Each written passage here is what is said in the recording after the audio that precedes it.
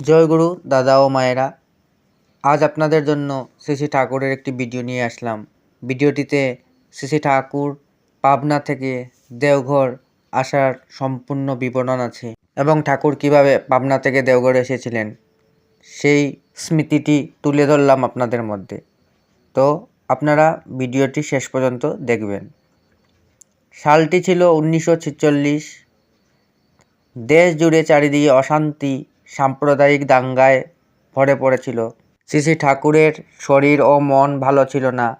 ডাক্তারবাবু ঠাকুরের আবহাওয়া পরিবর্তনের নির্দেশ দেন। সেই অনুসারে শ্রী শ্রী ঠাকুরের ইচ্ছা হলো ভারতের বিহারের সাঁওতাল পরগনার দেওঘরে আসার জন্য। সেই মতে সব ব্যবস্থা করা হচ্ছিল। সেখানের ট্রেনের টিকিট রিজার্ভেশন, ঘর ভাড়া ইত্যাদি সব ঠিক করা হলো। 1946 সালের 1 সেপ্টেম্বর ঝিরঝিরে বৃষ্টি পড়ছিল সেই দিন।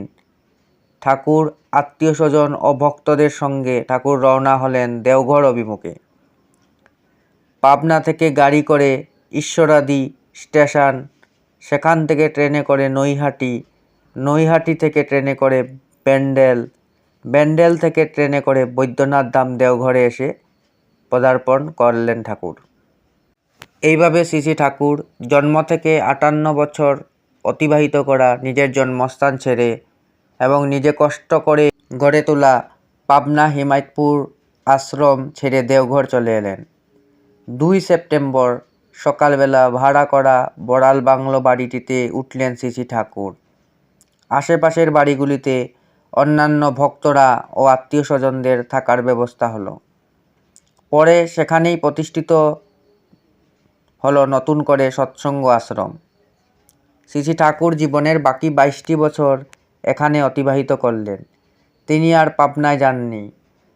1946 সন থেকে 1969 সন পর্যন্ত শ্রী শ্রী ঠাকুর দেওঘরেই বসবাস করেছিলেন। পাবনার হিমায়তপুর আশ্রমের মতো দেওঘরেও প্রতিষ্ঠা করলেন তপোবন বিদ্যালয়, হাসপাতাল, ফিলান্থ্রপি অফিস, প্রেস, ঔষধ শিল্প, কার্পেন্টারি ওয়ার্কশপ, জল প্রকল্প, আনন্দবাজার ইত্যাদি। পশুপক্ষীদের ভাষা শেখার জন্য চিড়িয়াখানা।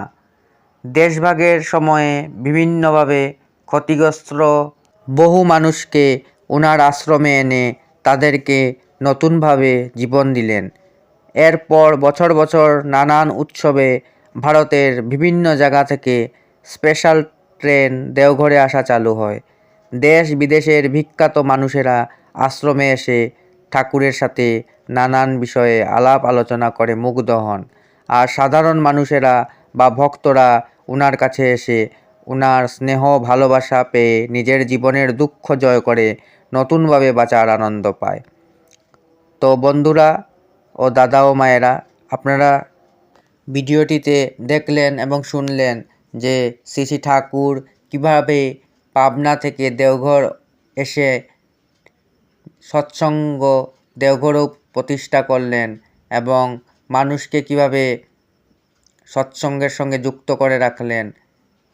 তো আপনাদের যদি এই ভিডিওটি ভালো লেগে থাকে তো আমার এই ভিডিওটিকে আপনারা লাইক অ্যান্ড শেয়ার করে দেবেন এবং সাবস্ক্রাইব করা ভুলবেন না। জয় গুরু।